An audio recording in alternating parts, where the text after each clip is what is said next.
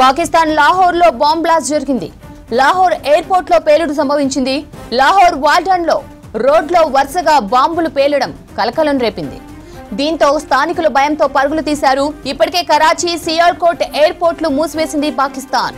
ఈ క్రమంలోనే లాహోర్ ఎయిర్పోర్ట్లో బ్లాస్ట్ జరగడం అక్కడ తీవ్ర భయాందోళనకు దారితీసింది.